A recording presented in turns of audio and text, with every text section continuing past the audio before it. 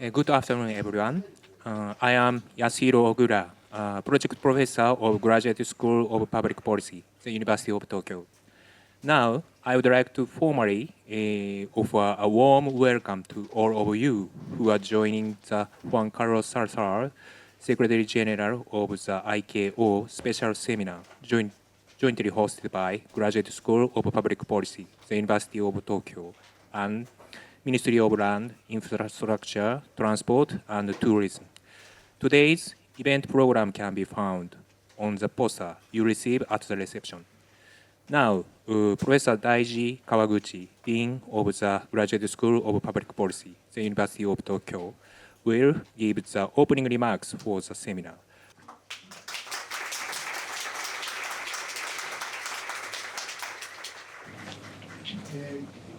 Good afternoon, everybody.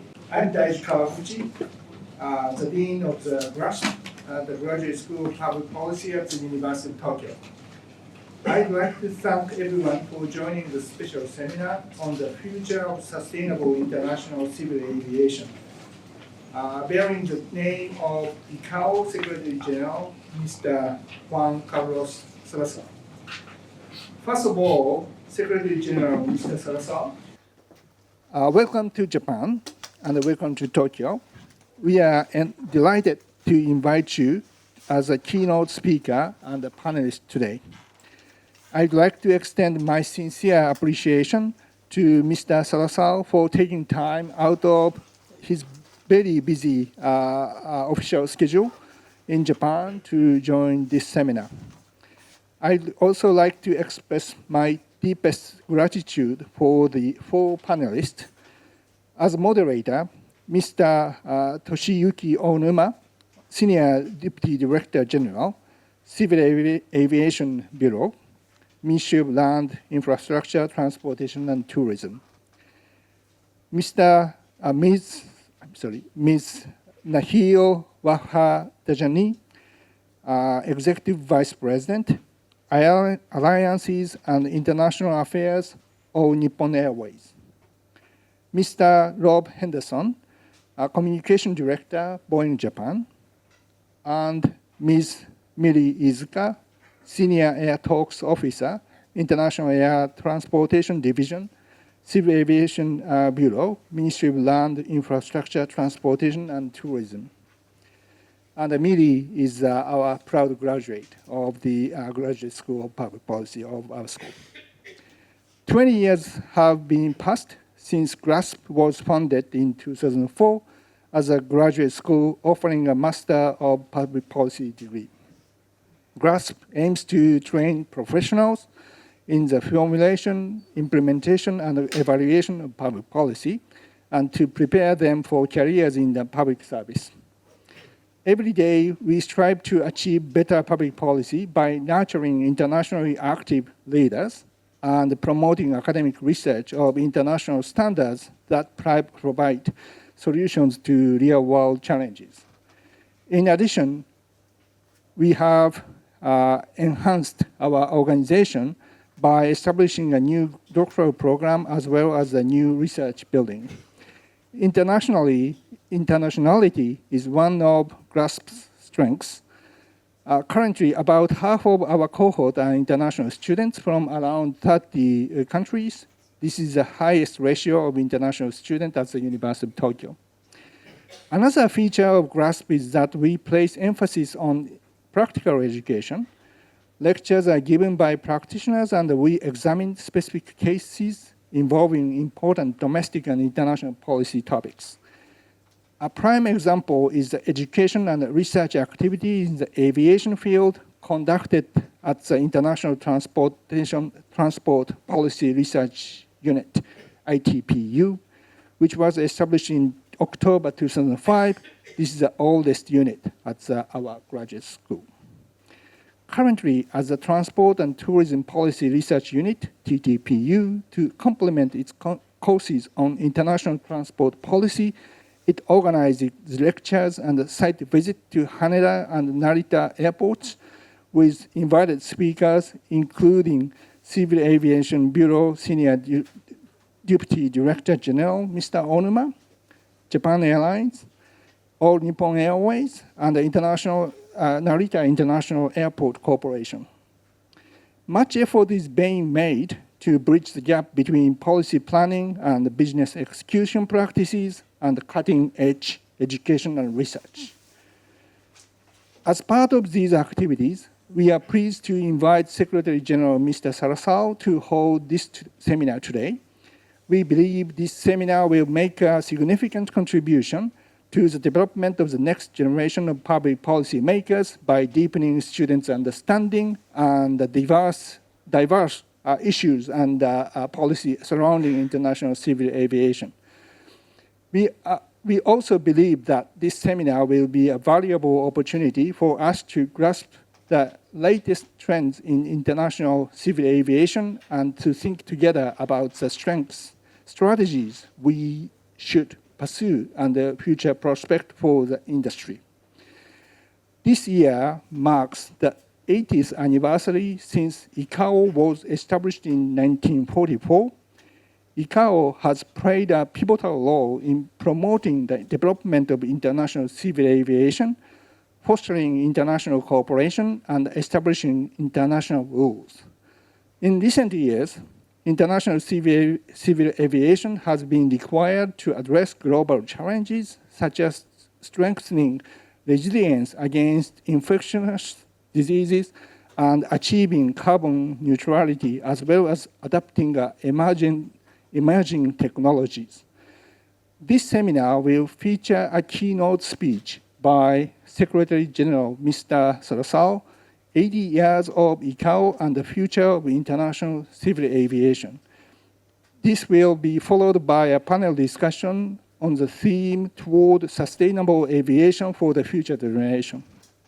The keynote speech and the panel discussion will be followed by a Q&A session to allow for in-depth discussion between the speakers and the participants. Finally, I'd like to conclude my opening remarks by expressing my hope that today's seminar will be of benefit of all of you. Thank you again for taking time out of your busy schedules to take part in this seminar.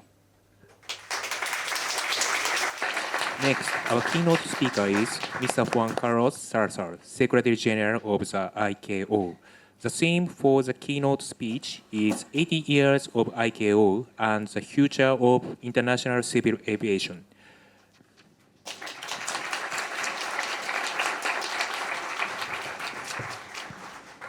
Thank you very much, Professor Kawaguchi. And I have to say that I am here not only for the next generation of public policy practitioners, but for the next generation of aviation professionals. So I am here hopefully to inspire and continue to attract brilliant minds to the sector of civil aviation. My name is Juan Carlos Salazar. I am the Secretary General of the International Civil Aviation Organization. And I have to add here also that I am a student of public policy myself. I had the opportunity to do a master in public administration a few years back at a school that is a strong competitor to Tokyo University, the Harvard School of Public Management, the Kennedy School of Government. And there, of course, I had the opportunity to meet professors and to recognize the important work that is done here at the University of Tokyo and at GRASP. So congratulations for that work. And so I am delighted to be here today to speak about ICAO activities and the reforms that are ongoing in our organization, and a bit to show glimpses of what we see is the future for air transportation globally. So before we dive in, I would like to briefly refer to what ICAO is. ICAO is a specialized agency of the United Nations. It's a niche agency in international civil aviation. It was established in the year 1944. It means that we are arriving at our 80th anniversary. And our primary role is to work with our 193 member states to reach consensus on international civil aviation strategies, standards, and other technical guidance materials which are used to ensure that civil aviation operations and civil aviation regulations are harmonized globally. And so I am very privileged and very pleased to be able to address you here today as ICAO is celebrating its 80th anniversary. So for me, actually, it's an opportunity to celebrate with all of you this special occasion. And I am very grateful to the government of Japan and to the University of Tokyo who gave me this very worthy opportunity to contribute to our many celebratory activities around the world this year, frankly recognizing what ICAO is. An important part of my work and our sharing with Professor Tawaguchi is to outreach and explain what this international organization brings as added value to the world of global air connectivity. And so the harmonization that ICAO strives to achieve is key to the safety, to the security, and to the sustainability of the global air transport system, which are in turn the foundations for its future expansion. And the expansion of the global flight network is critical in addressing the imbalance in global development, given that air connectivity is a catalyst for sustainable development. And in fact, aviation is critical to the prosperity of every nation around the world. That is why ICAO's member states also mandate and resource our organization to help them to improve their standards of implementation of the international commitments that they have acquired by being part of ICAO. And so today I would like to take you through ICAO's vision, mission, and strategic goals, long-term strategic goals, and how these will shape or contribute to shape the future of aviation. Whether you are planning a career in aviation or simply interested in how this vital sector operates and evolves, understanding of ICAO's role is critical to your plans. So let's begin. ICAO plays a vital role in shaping the future of international civil aviation, and our work directly benefits the global community in numerous ways. Since the year 2007, we have significantly expanded our efforts in monitoring, oversight, and implementation support, enhancing aviation safety and aviation security worldwide. Our initiatives have led to safer skies, to more secure airports, and to improved air travel experience for tens of millions of passengers globally. We are at the forefront of addressing critical issues that affect both the aviation industry and the world at large. Our work on climate change is helping to address and reduce the environmental impact of air travel, while our focus on cybersecurity is safeguarding the integrity of aviation systems. We are also paving the way for exciting and new developments in the field, such as the integration of drones and commercial space operations into the existing airspace. Our organization continues to evolve and adapt to meet the expanding needs of the aviation sector. We are embracing new responsibilities, and we are exploring innovative solutions to address emerging challenges. Our commitment to progress is unwavering, and we are dedicating to maximizing our resources to achieve our goals. We are enthusiastic about our future, thanks to several key initiatives. We have a transformational initiative on the organization. We have secured funds to modernize ICAO's processes and systems, ensuring that we keep pace with a rapidly evolving sector and industry. We have been working on priority focus areas the Council, the governing body of ICAO, has set clear directions for the organization to concentrate our efforts where we are most productive. And we are undertaking a comprehensive long-term strategic planning exercise. This new long-term ICAO strategic plan that, together with the update of the global aviation plans, create our next triennium business plan and redefine our budget methods. These developments, from the foundation of our vision for the future, a collaborative framework that will continue to enhance safety, security, and sustainability in international civil aviation, will continue to benefit travelers, nations, and the global economies alike. And so we are excited about the opportunities ahead and remain committed to fostering innovation and progress in aviation worldwide. As we celebrate our 80th anniversary this year, we are introducing this new long-term strategic plan that will guide the work of the international civil aviation sector from the year 2026 to the year 2050. The plan focuses on outcome-oriented strategic goals that will remain relevant through 2050 and beyond.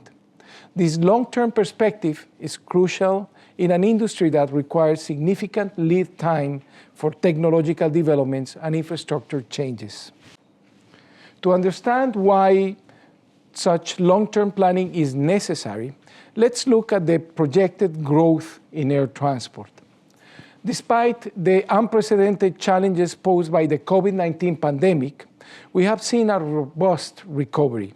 And in fact, some regions have already surpassed, by a large margin, the pre-pandemic traffic levels. Looking ahead to the year 2050, we anticipate passenger numbers to increase 2.7 times, reaching a staggering 12.4 billion passengers. And air cargo is projected to grow 2.2 times to 638 billion freight ton kilometers. And these aren't just numbers. They represent increased global connectivity, increased economic opportunities, and increased cultural exchange. They also represent significant challenges in terms of infrastructure, in terms of environmental impact, and of course, operational efficiency that we need to start preparing for now. And so this growth is part of an accelerating trajectory. And let me give you some perspective. It took 40 years after ICAO's creation in 1944 to reach 1 billion passengers, annual passengers, by the year 1985. And just 19 years later, in the year 2004, we hit already 2 billion passengers. And then by 2019, meaning 15 years later, we reached 4.6 billion passengers. And now we are projecting that by 2050, the sector will manage 12.4 billion passengers. And so this exponential growth underscores the need for robust, forward-thinking planning. It is not just about managing numbers.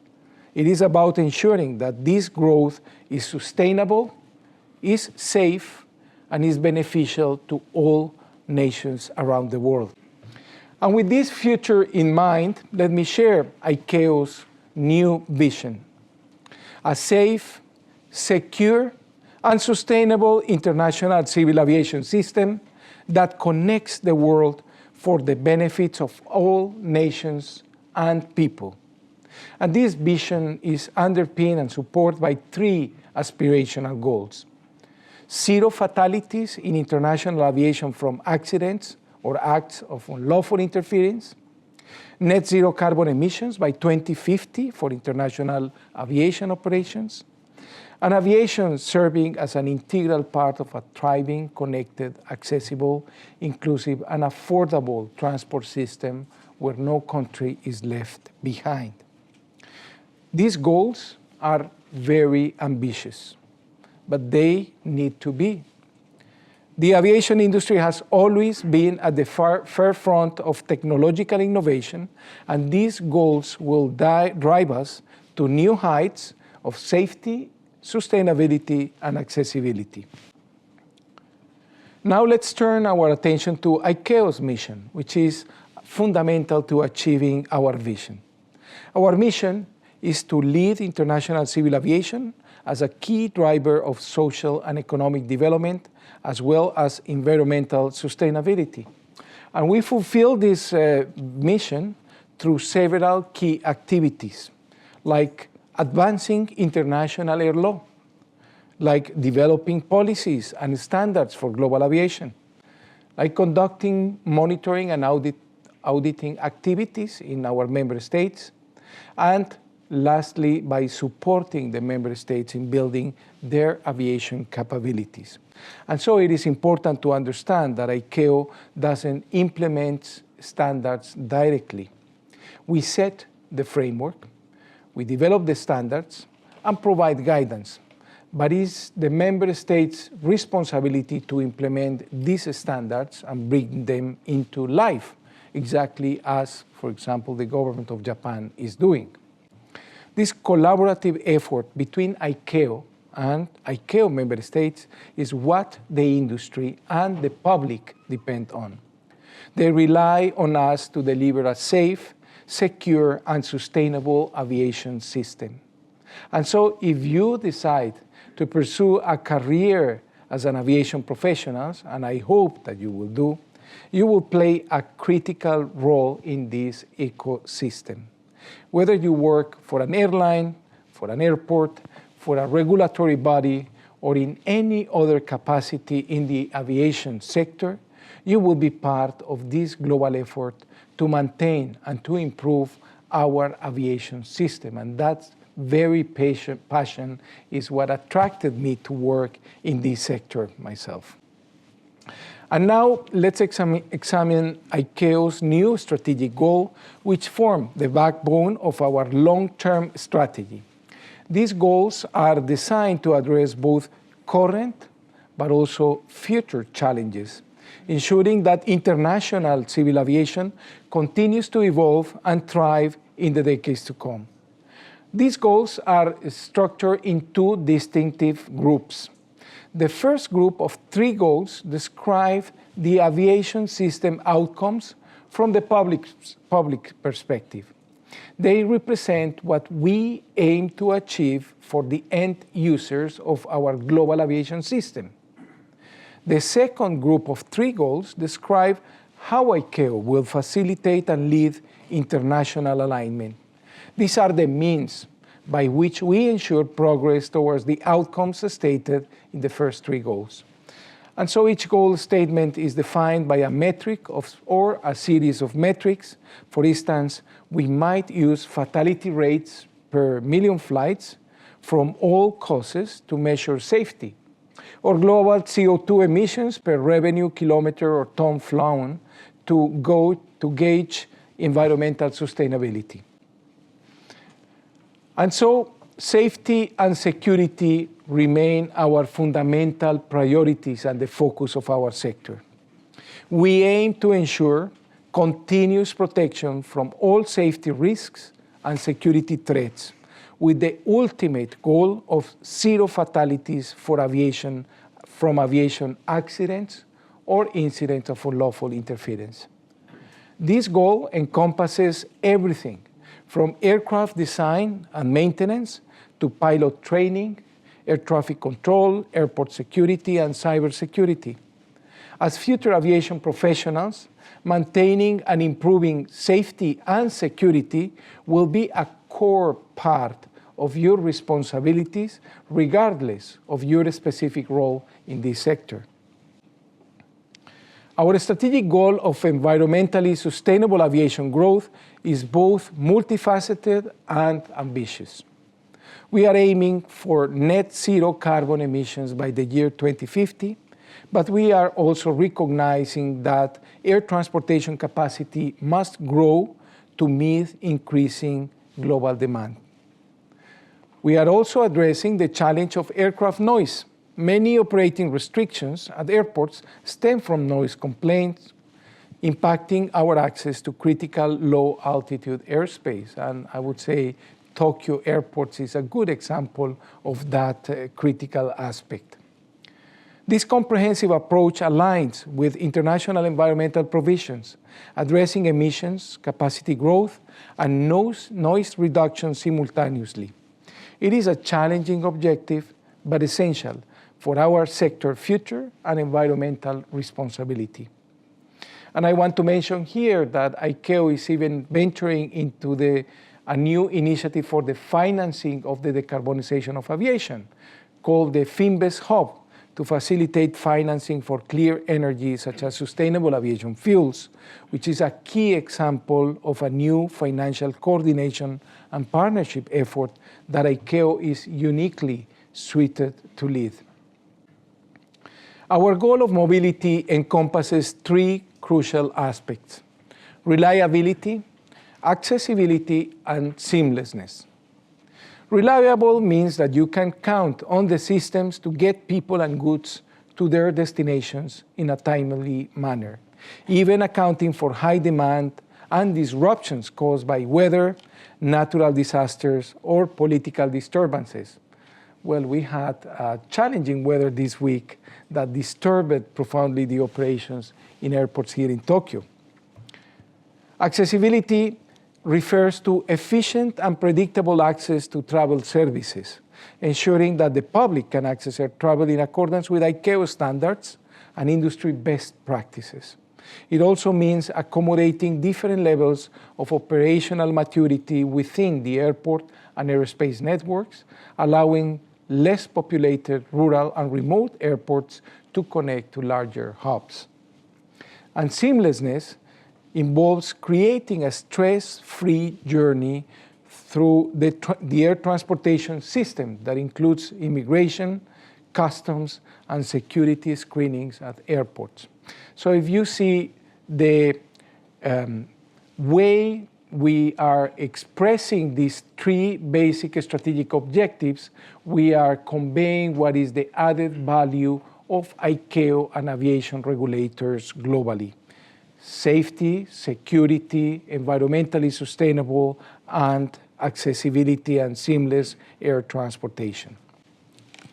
Now we move to the second group of goals, and this goal recognizes that while no two states or territories are identical, many face similar challenges. And so our aim as an international organization is to assist in prioritizing and planning capacity development and implementation work more effectively so that every country in the world will be able to benefit from the civil aviation contribution. We must advance and adapt international air law to meet the needs of an ever-evolving aviation sector, upholding the ICAO rules-based system. Our legal framework must remain relevant, addressing current but also emerging challenges, facilitating the civil aviation growth, development, and operations while fostering strong member state support. And so we have been making tremendous progress in the ratification of international air law treaties, but there is still work to be done.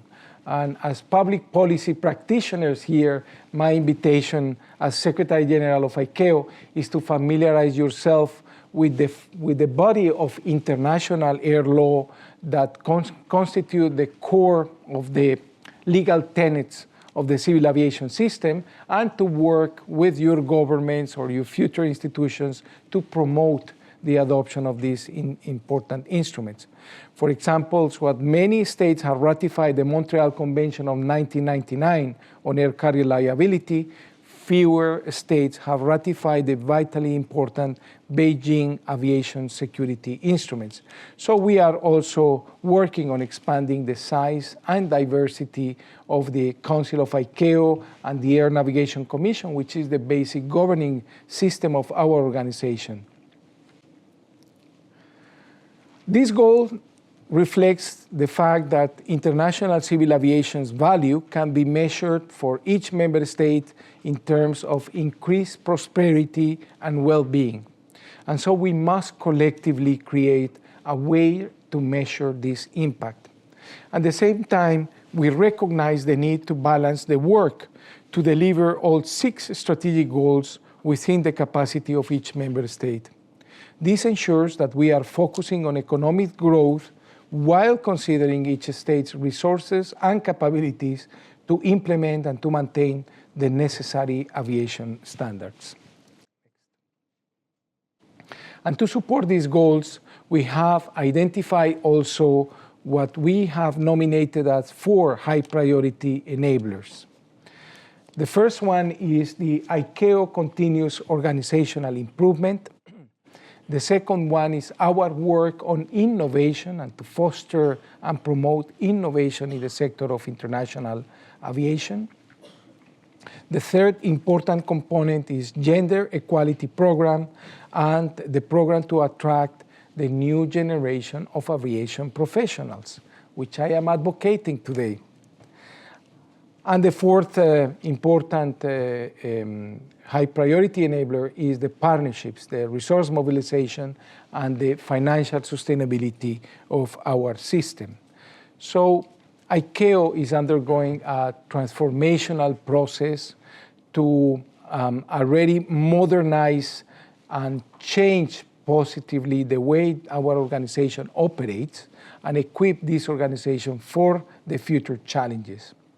Our innovation strategy will help us to prioritize the work of technical panels and to study groups, while our work in developing partnerships and improving resource mobilization will be equally important in equipping the organization. As future aviation professionals, many of you may find yourself participating in these groups, contributing your expertise to shape the future in aviation, hopefully very soon. I look forward to see many of you participating in panels of experts in Montreal, where I will be welcoming you whenever you join us. And on that point, I would like to stress that aviation absolutely welcomes every one of you that has the ability and the motivation and are fully committed to break down the barriers to participate in our sector. Aviation human resource challenge is even more exacerbated by demographic trends, including an aging global population with decreasing birth rates, along with social and economic trends like the increasing attraction of other high-tech industry sectors and the introduction of new business models in aviation. All of these raises the spectrum of fewer air transport professionals that are available to occupy the broad range of operational, regulatory, commercial, and technological position that this sector demands. And so in response to this, air transport must promote aviation careers and expand outreach to younger people. And more specifically, we should do more to raise awareness of the importance of the careers and the bright opportunities of the careers in aviation. And I am thinking about aspects like aviation's contributions to the Sustainable Development Goals, our role in humanitarian relief, or our progress in climate action. We believe that this will broaden the appeal of aviation careers for this new generation of professionals. And so we also need to address the disruptive entrants in our industry, like advanced air mobility actors, and to open discussions on topics like their impact in air operations or the increasing automatization level of future aircraft systems and the use of artificial intelligence. And to ask what this development means in terms of required competencies. That's also very much part of the work that we are doing currently through our global aviation training program.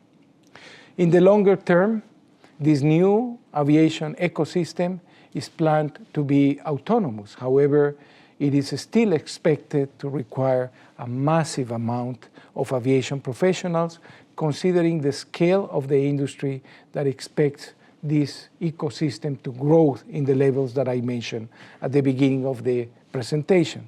So driving this forward, we will require fostering increased partnerships and engagement with educational institutions like the Tokyo University, states, and industry alike, which will help us to promote diversity, inclusivity, and equal opportunities, particularly in terms of increased access for women and for youth to STEM educational programs and resources. Last year, it was a busy year in the area of gender equality.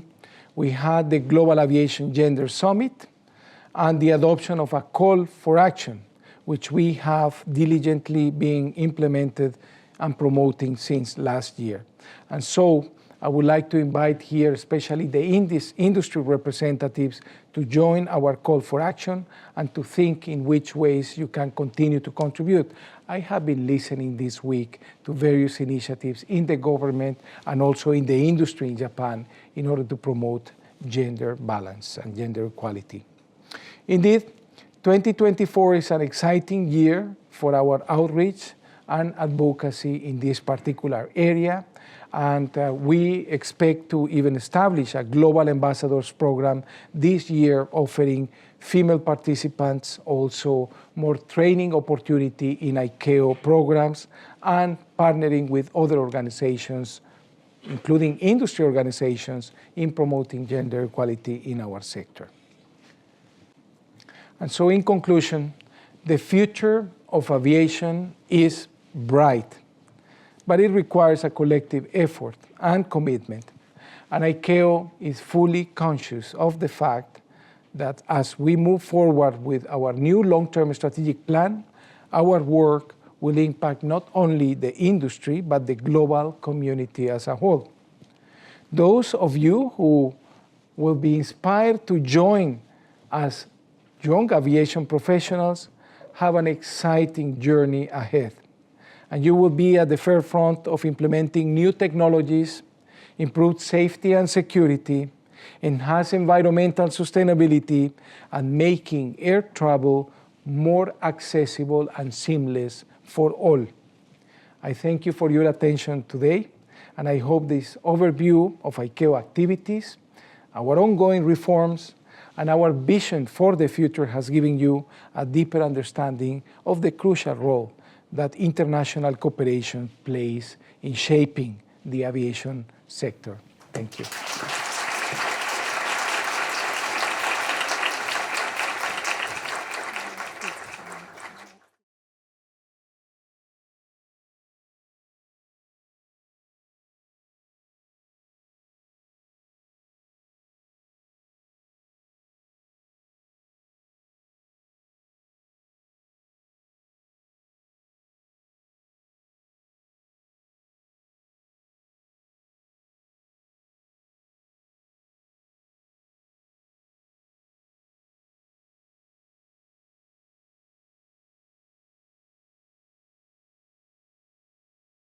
Thank you very much. Very difficult question. Let me think about it.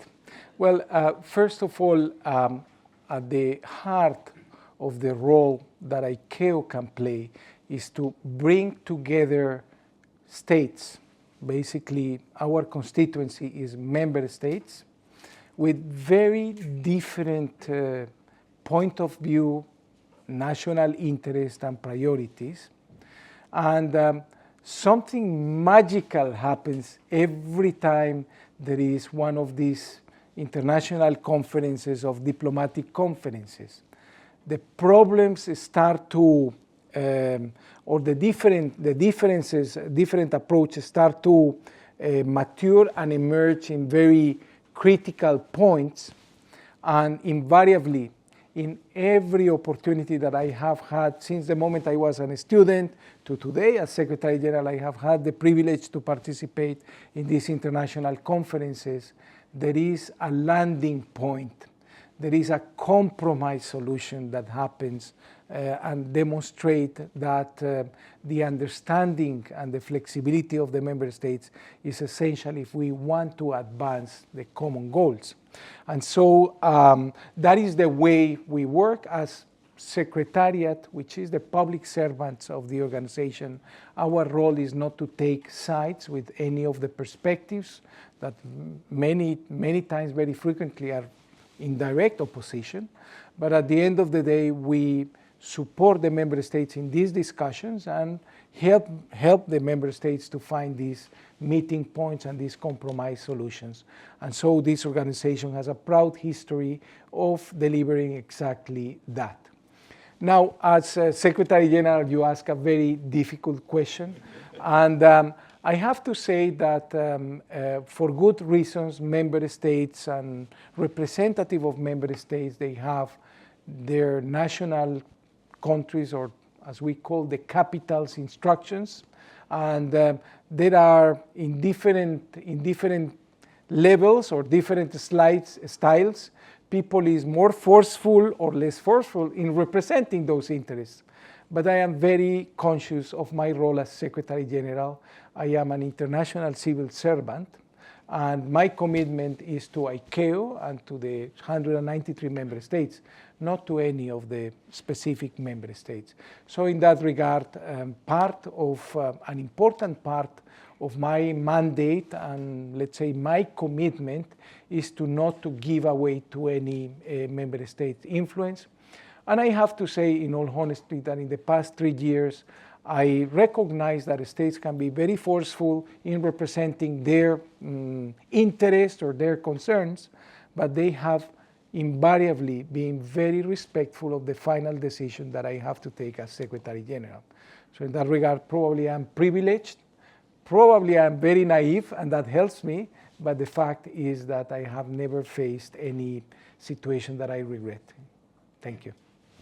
Thank you, Mr. Salazar, and all for your participation. Thank you.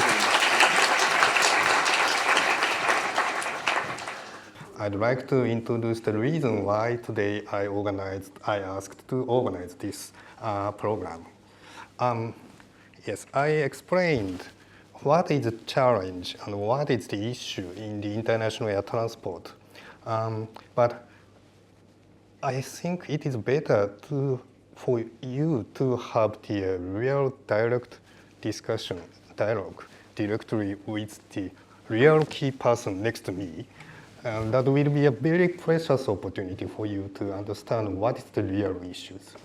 And those who feel it's very difficult to connect what he is saying and your daily life, I'd like to ask my panelists to bridge the gap between what you feel from what Mr. Secretary General is saying and your daily life.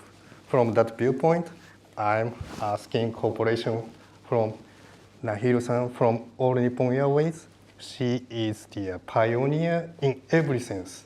Then you will find what is the every sense later by her explanation. Then I'm also asked Rob-san from Boeing Japan.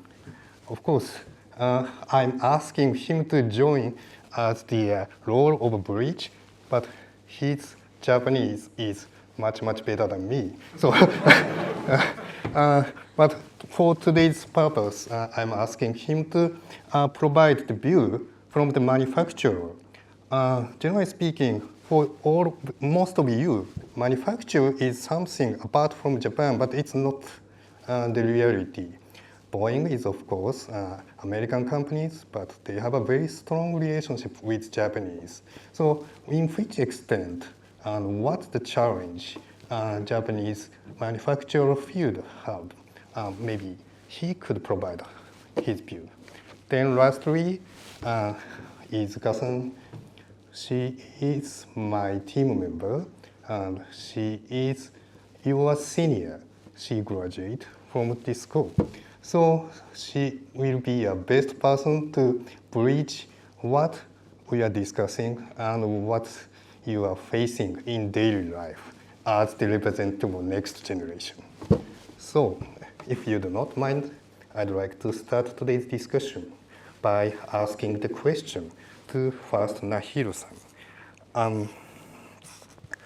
My question is, what are the biggest challenges to achieving sustainable aviation from an airline perspective? Please. First of all, my name is Nahil Dajani. I'm very thankful for Tokyo University to invite me to this location here and to this session. And let me tell you, as a representative of ANA on this panel today, achieving sustainability in aviation is no easy task, but it's absolutely necessary. So one of the biggest challenges we face in aviation is the limited availability and the high cost of sustainable aviation fuels, or in other words, SAF. So the current availability of SAF is very tiny. It's less than 1%, 0.53% of all the jet fuel needed worldwide. And the cost is 3 to 5 times more expensive than traditional jet fuel.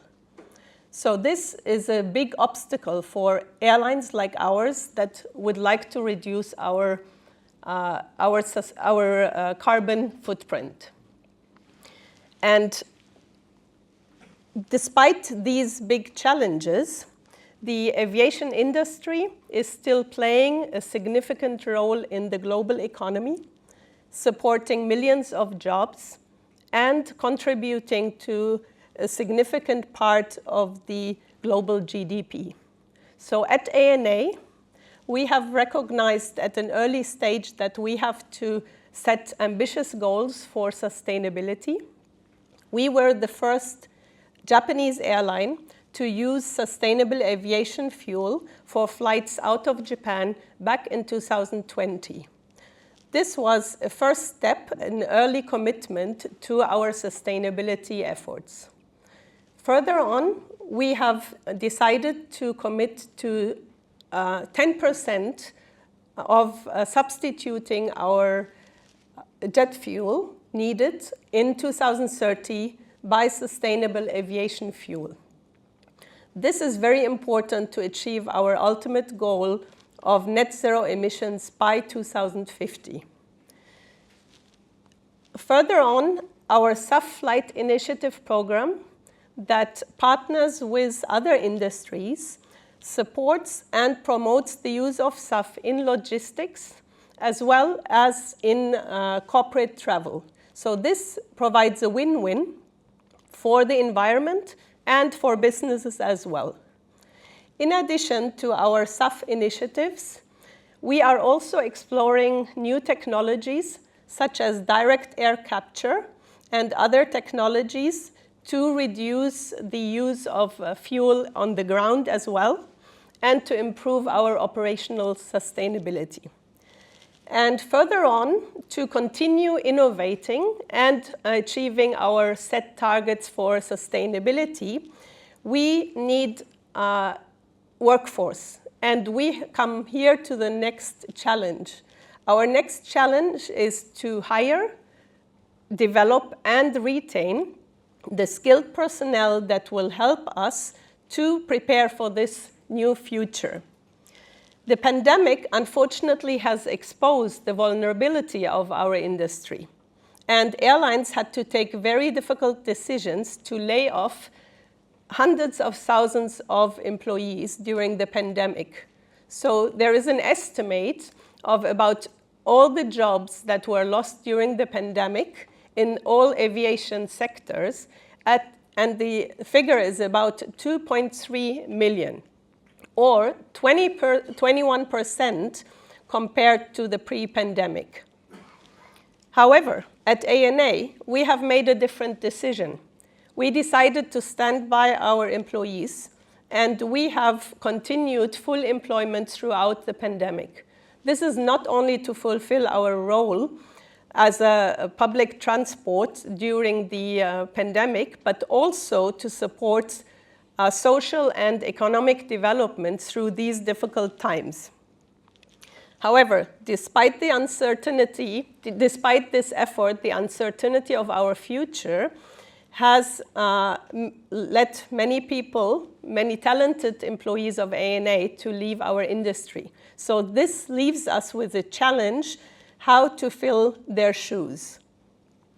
But the resurgence in travel demand post-pandemic, and also the very ambitious target of the Japanese government to welcome more than 60 million foreign visitors in 2030, has led us to focus on our efforts on re-attracting and making our industry attractive again to prepare for this demand.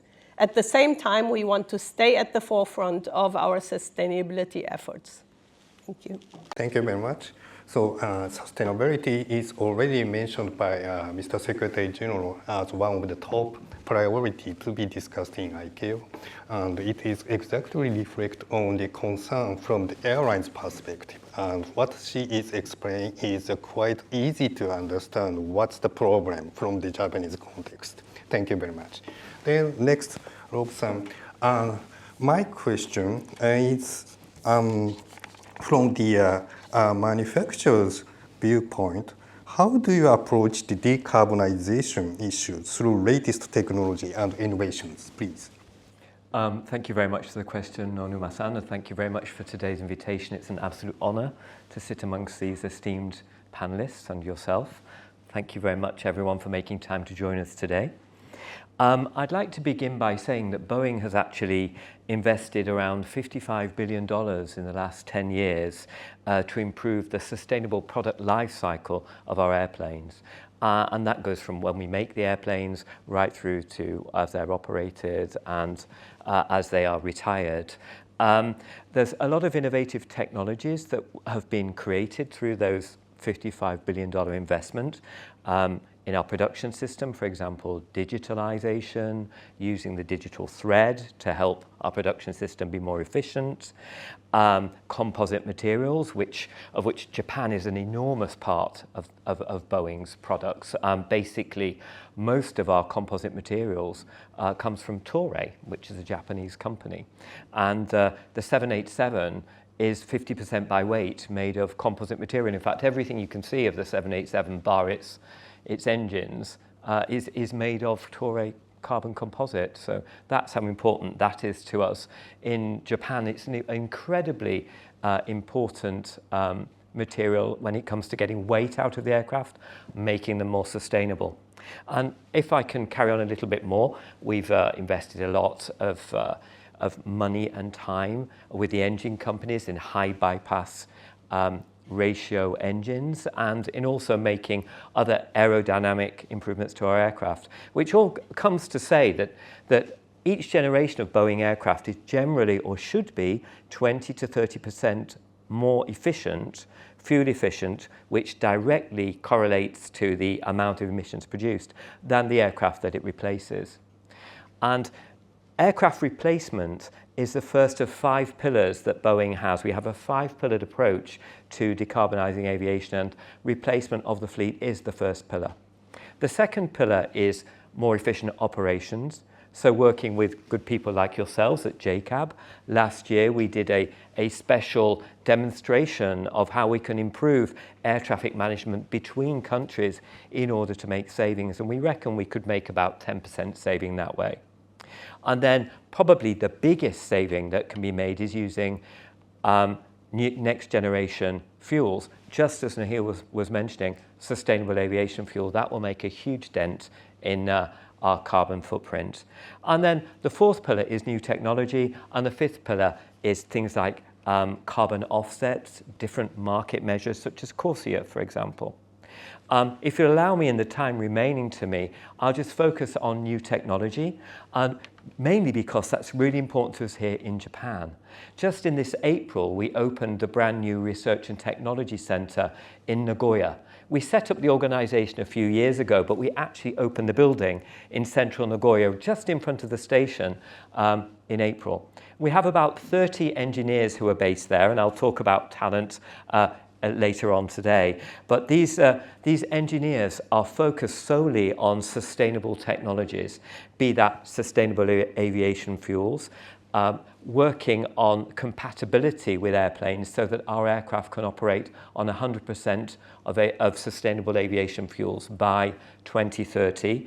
Or are they working with Japanese companies, our partners, on technologies such as batteries, new motors, hybrid electric systems, high-rate, low-cost composite material production. How can we make our airplanes more quickly? Because there is an enormous demand now for airplanes, and we can't make them quickly enough. Our customers have an enormous demand for flight. They need lift, they need airplanes, and we have to be able to address how we can make that more quickly. And then something else that's very exciting that we're doing in Japan is a hydrogen technology integration project to examine how we can bring hydrogen technologies onto an aircraft, which is actually incredibly tough. It's a really, really big challenge for many, many technical reasons, but it's something that we're looking at here. And if I may just make a very quick plug, which kind of recalls what Juan Carlos was talking about, future mobility, flying taxis. We are developing our own electric aircraft. It's called Whisk. It's through our company called Whisk. We actually call the aircraft a Whisk. And it is a 4-seater electric aircraft that is completely autonomous, and it will be the first autonomous aircraft to go through the certification process. So that's a highly exciting venture for Boeing. So perhaps that just gives you a little snapshot of what we're doing in technology. Thank you very much, Rob-san. We are now in Tokyo, but if you will have another chance to go to Nagoya, please consult Rob-san. I think it will be a good opportunity to see the latest technological development in Nagoya. I think it will be a very good opportunity for you to figure out what is the issue and what they are doing. Thank you very much. And then Iizuka-san, briefly introduce what JCB is doing for sustainability. Thank you very much. My name is Miri Iizuka. I'm very happy to be back here at the school and with awesome panelists. So I think it is crucial to develop adequate regulations and promotions to strategically achieve a sustainable aviation industry. I would like to briefly explain about some of our policies. First, targeting carbon neutrality in 2050 and corresponding to the ICAO framework, we revised law in 2022 and established an approval scheme of decarbonization promotion plans by airlines and airports to support their initiatives. We also adopted the basic policy for promoting decarbonization, including setting a goal of replacing 10% of the fuel consumption with SAF by Japanese airlines in 2030. And we have been collaborating with various stakeholders to encourage SAF production and also support the realization of international recognition of domestically produced SAF, which will be pivotal in promoting decarbonization. Now, in regard with the development of next generation mobility, such as drones and flying cars, we have formulated safety standards according to the technological progress. And because these technologies are advancing, we need to review and update regulations and traffic management in a timely manner, consulting with stakeholders. Through these measures, air transport could become more familiar in the future, opening up more opportunities to aviation industry. Lastly, I would like to emphasize the importance of cultivating human resources to respond to future increase in aviation demand while maintaining safety. Thus, enhancing professional skills for air traffic controllers, such as continued training at the field office, is important.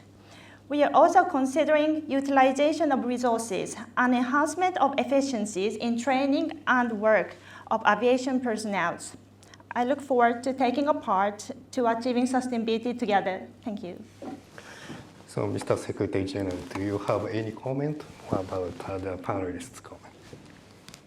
Thank you very much.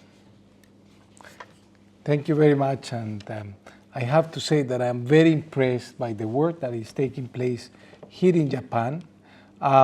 Probably only to add or emphasize that ICAO understands that the world is rapidly changing and so is preparing itself to go an extra mile beyond what has been our traditional role. Our traditional role has been to create a set of global standards for aviation, and then we leave it for member states to implement.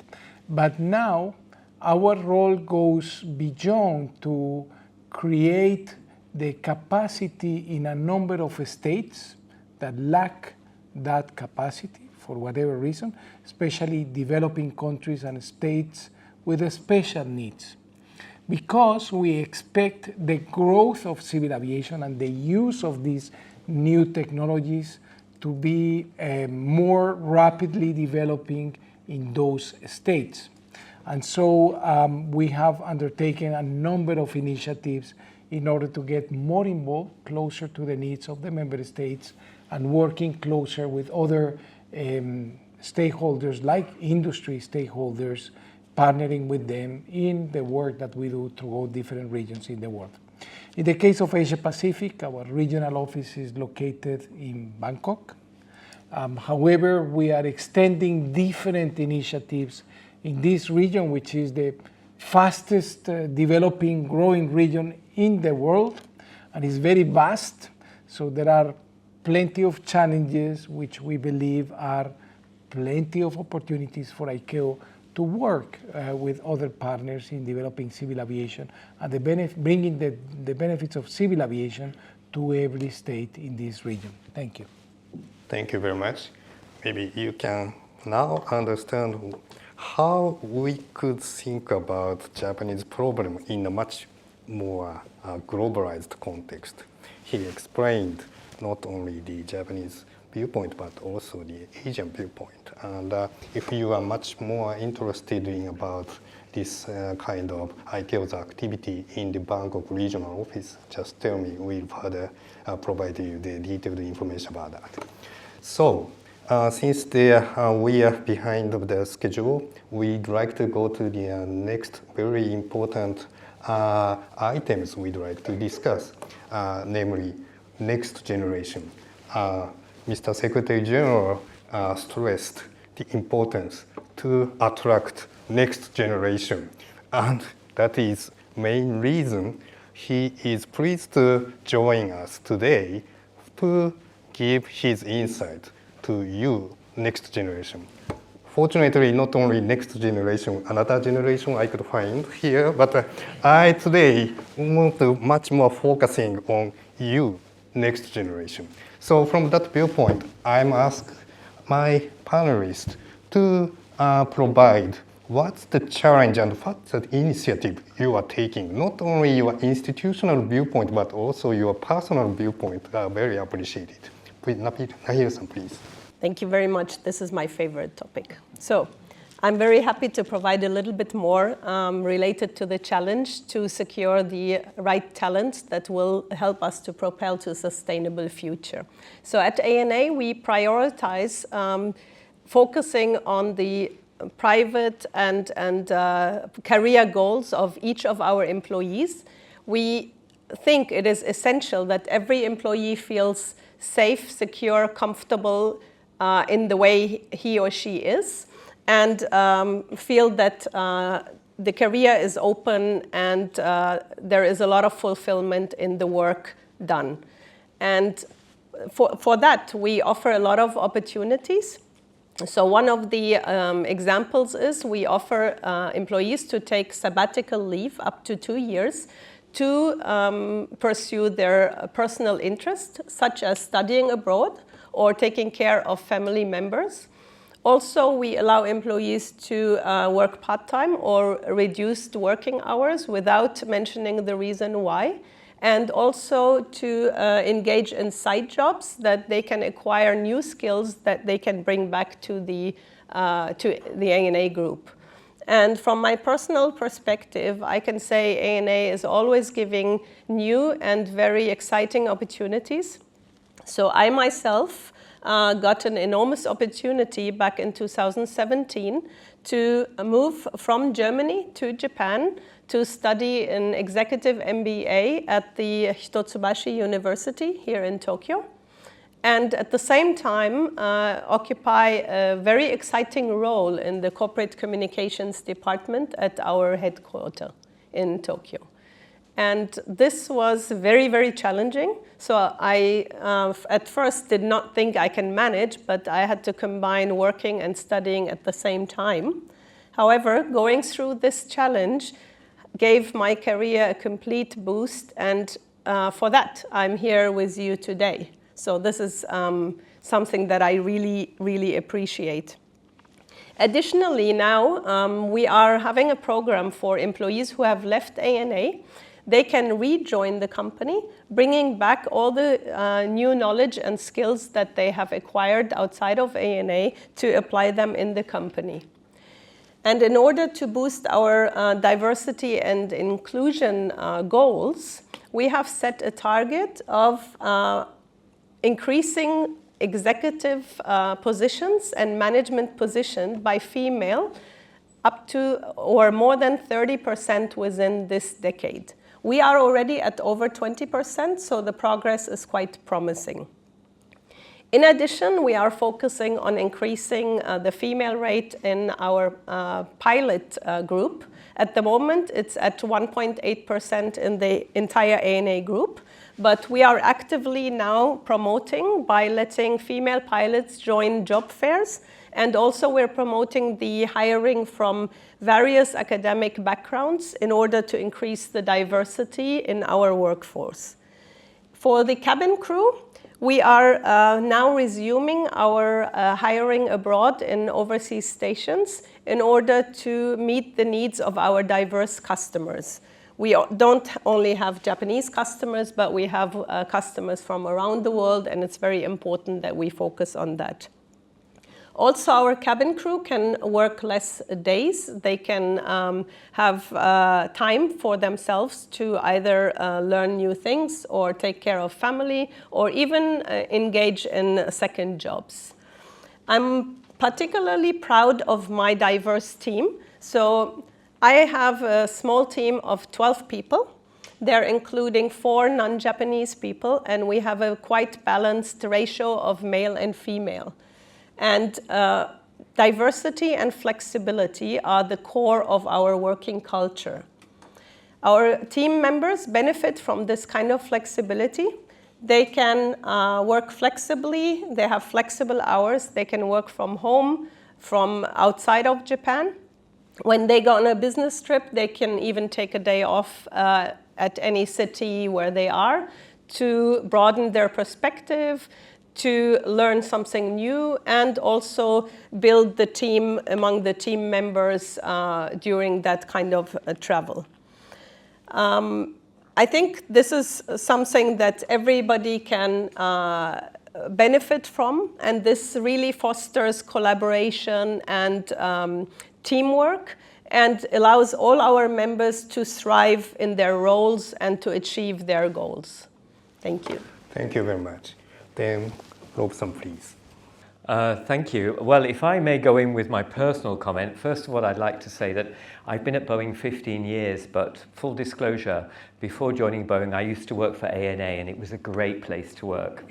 I worked for them for around 10 years, and it sounds like that was 25 years ago, and it sounds like it's an even better place to work now, Nahil. Am I too old to apply for your scheme to come back? Please. No. And I must also say that my friend here, Nahil, and I worked together in ANA Europe a long time ago. And Nahil, when she came to Hitotsubashi University, she finished first in her class. She's particularly brilliant. She deserved the opportunity she was given, and she made every bit that she could of those opportunities. So well done, Nahil. I know she's far too modest to say that. And I'd also like to say that this industry we're in is a really exciting industry. It really is fantastic. It's an industry for dreamers. When Boeing was created 106 years ago, there was no aerospace industry. But our founder, Bill Boeing, he had this dream of people flying around the world on big airplanes. They made the dream happen, and look where we are now. Bill Boeing said that our industry was so new that it behoves nobody to dismiss anything as impossible because you don't know. And I would still say that counts today. We're moving towards going back to the moon. We're going back to Mars. we're going to Mars. It's incredible. We're looking to fly people around the world, to connect people with zero emissions by 2050. I mean, the technological challenges we're about to take on are incredible, but this industry has always risen to the challenge. So it's incredibly exciting. I'd like to reiterate what Juan Carlos said when he said that the future is bright. It really is. You can see we all love our industry. I had hair when I joined this industry. You know, I mean, it's a long time ago, but I've been in this industry for a long time. So may I say what, I'm just going to now switch with my professional hat on to what Boeing is doing to try to nurture the next generation of talent, because as has been said, we expect 12 billion people to be flying by 2050. We expect, according to Boeing's own forecast, the global aeroplane fleet to double from around 22,000 airplanes to like 44,000 airplanes by 2045. So that's an awful lot of jobs we need. An awful lot of jobs are going to be created. We need to get new people into the industry. We think the key is to get people young. So at Boeing Japan, we created a STEM program that's aimed at elementary school children. We work with the Museum of Flight in Seattle. We have their amazingly inspirational teachers come, and then we take them around the whole of the country to different institutions, to schools. It could be elementary schools, it could be local museums. We've been to ANA. In fact, we're doing one with the ANA this year, and we're doing one with JAL this year as well. And they put this show on that talks about the history of flight. And we also do workshops. We have the children design robot rovers for the moon. We have them design astronaut spacesuits. I mean, these things are incredible, and the kids are given no hint, just a problem, and then they sort it out between themselves. So they have to find their own solutions, because that's what we need. We need people who are going to think about things. And then we also have an externship program with 12 universities in Japan. It began here with this very university in Tokyo University 15 years ago. It's expanded to 12 universities, and it runs from April to September. And we have a challenge at the end of that, when each university will present out on a problem they've decided for themselves, and they present to a panel of Boeing judges. Excuse me, you can see I'm getting very excited. And in addition, from last year, we've also got an internship program. So if any of you are interested in coming up working at Boeing, please do apply. We give you real problems to solve. We hire people for 2 months. We pay salaries, and we provide other benefits, and we include you in our workplace problems and challenges, not problems, workplace challenges and projects. The one thing that we're missing right now, but we're addressing as I speak, and we'll be making an announcement about it soon, is high school kids. We've got elementary school kids and junior high school kids covered. We've got universities covered, but the next step is to fill that gap with high school children, and we'll be making an announcement probably later this summer about a program with high school kids. We also have benefits within the company, not quite as extensive as ANA's. We're a much smaller company in Japan. There's just 230 of us. But in order to, for example, parental leave, in order to encourage females into the workplace, we have no problem with diversity in Boeing. In Japan, we're 230 people, as I said, but we're 19 different nationalities. That's a huge international diversification, I think. Of course, hiring females into particularly into engineering roles is a big challenge for us. And that's something that we're working on. Out of the 30 engineers we have working for us in Nagoya, only about half a dozen are female. But if we look at our similar research and technology center in Seoul, for example, 50% of the engineers are female. So why is that? We're having to address those issues to try to understand why that's the case. We think English is the first hurdle. First of all, we have to get over the English hurdle. And then we also have to look at incentives to get more females into STEM education. Right now, most engineering students are male. So how do we encourage females into that field? Anyway, I've taken up far too much time. So I'll pass back to you, Onuma-san. Thank you.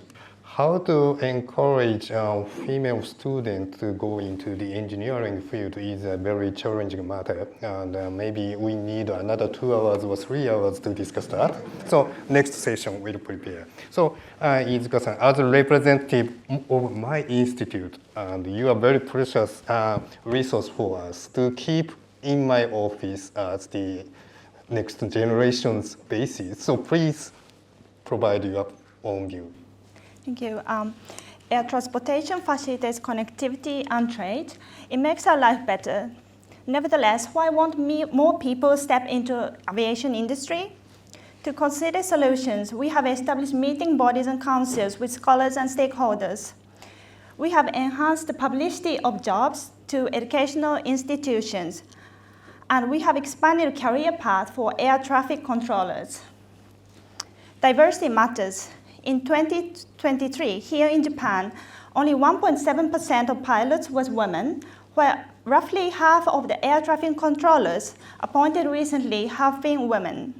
To fill the gender gap for pilots, especially, as Nakio-san said, companies are enhancing their initiatives to improve lots of things for women, and as a country, we are trying to improve facilities for female trainees, as well as holding lectures for women.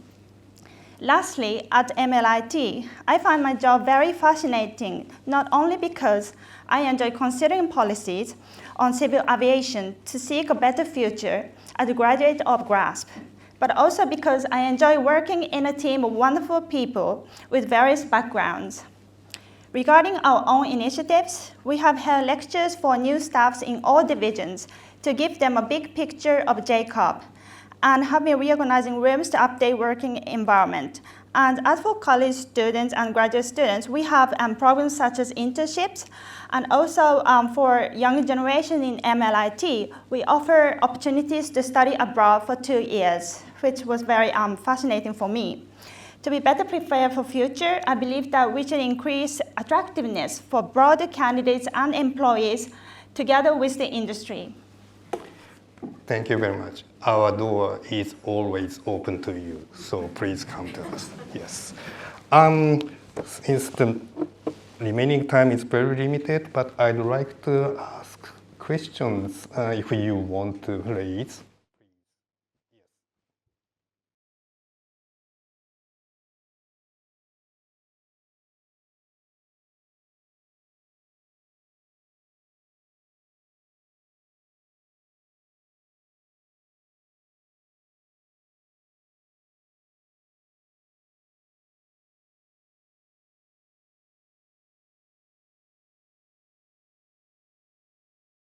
Brilliant question, I would say. Thank you very much.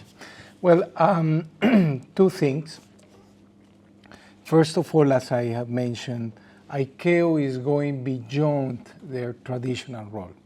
So let's say in our proud history as an international organization, we set these standards. And so let's say that our core mandate and goal would be to set the global standards for sustainable aviation fuels and decarbonization goals, and then we finish and we'll leave it for our member states and for industry to do their work. Nowadays, our mandate goes beyond. So we have established an initiative that is called ACT-SAF, and I invite you to please Google ACT-SAF ICAO. ACT-SAF stands for Assistance, Capacity Building and Training on sustainable aviation fuel. And it's our approach to building capacity in developing states and states with special needs. And so we have created a platform where we have almost now 150 states and industry participants that represents both states that receive or are demanding support and institutions and states that are providing that support. So that's part of the role that we are playing as an international organization. And on the other side, we are having initiatives like the Finvest Hub. Is an initiative to facilitate and accelerate investments in SAF production. Now, it's not a fund. It's a platform that we are promoting, and precisely thanks to the generous invitation and organization from the ministry. This morning I had an opportunity to meet with the Japanese industry, conglomerates, financial institutions, government institutions, refineries, and even aviation, airline industry, that are sharing their progress in sustainable aviation fuels here in Japan, but also their interest to participate in the production or investment in sustainable aviation fuels abroad in developing countries. So our expectation is that as an international organization, we will be precisely creating the mechanisms to create those connections. One of that is through a platform, as I mentioned, the Findex Hub initiative, but also through events.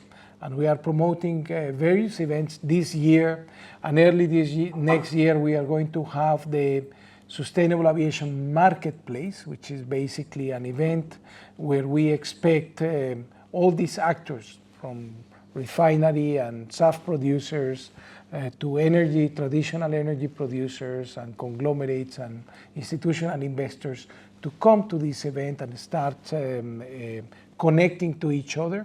This event is going to be hosted by the United Arab Emirates. It's going to take place in Dubai in February next year. So I hope to see many of you that represent the industry, the present, but also many of you that represent the future of aviation in this event, and help us to accelerate this energy transition. Because what happens, and the urgency of our action, is that we don't have much time to let a few decades pass and the magic of aviation to happen. We want to intervene and accelerate that process, and in that we count with partnerships, very strong partnerships, amongst them with Boeing, but also with, today we have been discussing with ANA and different initiatives that they have in this area. And of course the ministry and the institutions of the Japanese government. So we are very positive about the future and how this decarbonization process is going to take place, thanks to the joint work. Thank you very much for your introduction about what we discussed this morning in the conference room of our ministry. Thank you very much. Unfortunately, the time is up, but I hope you could come here again next time whenever you have a chance to come. I'd like to negotiate Dean Professor Kawaguchi to have another opportunity to discuss this matter. So thank you very much for your cooperation, and please give your special applause to all panelists. Thank you very much.